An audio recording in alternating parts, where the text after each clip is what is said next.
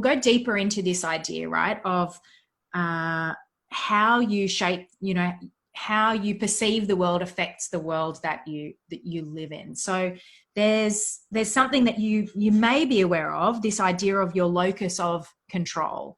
And so a reactive focus is focused on all the things that you can't control. So, thinking about the media, the economy, the virus, right? And what's happening in other countries, the borders, the regulations, the government rules and things. And then, more broadly speaking, things that you can't control. There's all, your how your family, whether they'll get sick or not, how you can protect them, those types of things. You can focus on all of that stuff, which you can't control. And it feels like the world, when you focus on that, it feels like the world is kind of really crashing in on you.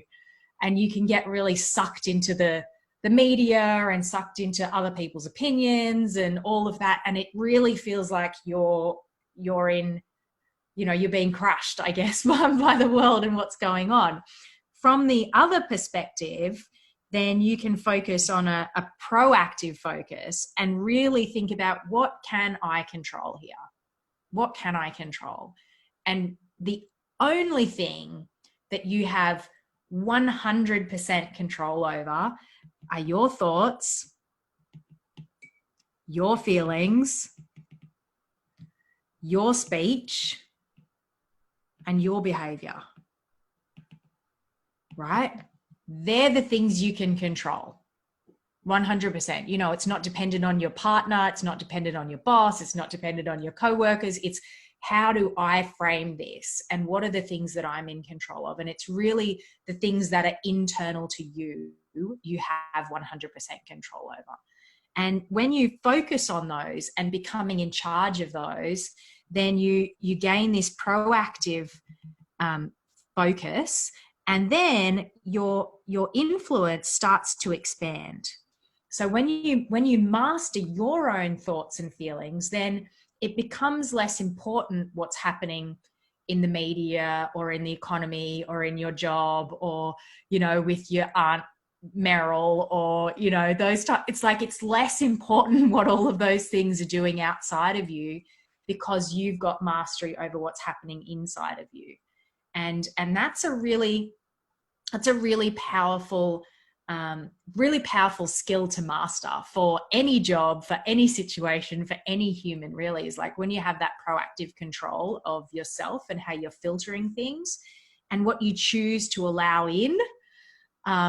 That's a really powerful skill to have. Talk more about that, Kylie, this piece around what you choose to allow in.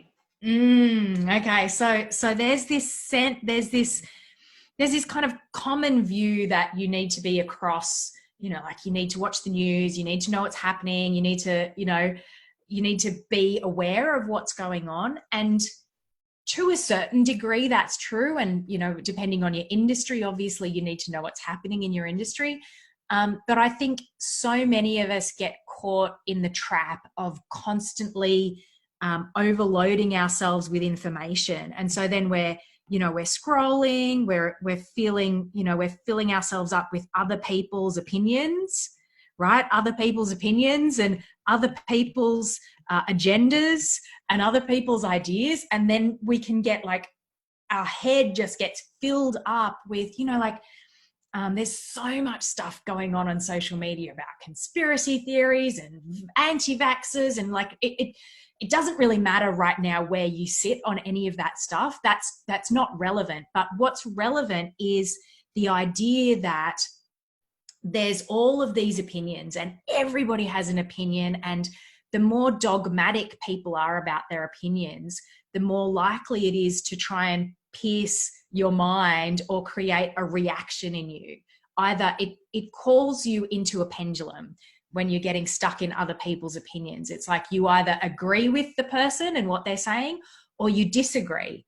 But when you get caught up in that, it's taking your mental energy, it's taking your attention, it's taking your emotional focus. And so it's getting you caught up in a drama that really you have no control over the outcome. Getting caught up or fighting with someone else about their opinion, or, you know, thinking about something that's happening over in, you know, Chechnya or Africa or the UK, is like, you have no control over that. I mean, maybe if you're a political correspondent or a journalist, maybe you do, but, you know, like, then that's a different thing. But most of us have zero control or power over making a difference in those kinds of situations. And so we're getting caught up in all of these things that we can't control, and it makes us feel powerless, right? It makes us feel powerless, and it drains our energy, and it drains our productivity, because you're not producing anything. Productivity, you know what it is, right? So it drains us away. So someone was saying, like, how do I stay focused and, you know, on point and productive when I'm at home? This is critical. Getting really clear on what is a yes, what is a yes for you, and what is a no. And so just getting like really clear on, you know, eliminating distractions in terms of media that you don't need to see, scrolling that you don't need to see, you know, really culling those things that are not contributing to a positive, resourceful state for you is really a simple and empowering step to become proactive over what thoughts you're allowing into your head.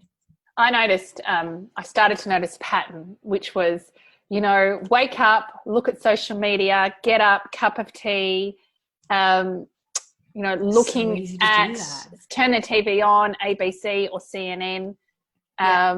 And then all of a sudden the vortex is there, and you spent, you know, 2 hours consuming content versus an alternative path, which is get up, go for a walk, meditate while you're on the walk, you know, come back, cup of tea, read a little bit, and you know, tune into like a little bit of media, like an 8 o'clock New South Wales press conference, and then, you know, cap that at 10 minutes, and then I'm done, and then start my day. And so I found first thing, it was a choice, and I could choose to do either. And when I was making that conscious choice that led me to the TV, and I knew that would be a vortex 2 hours, that was a conscious choice.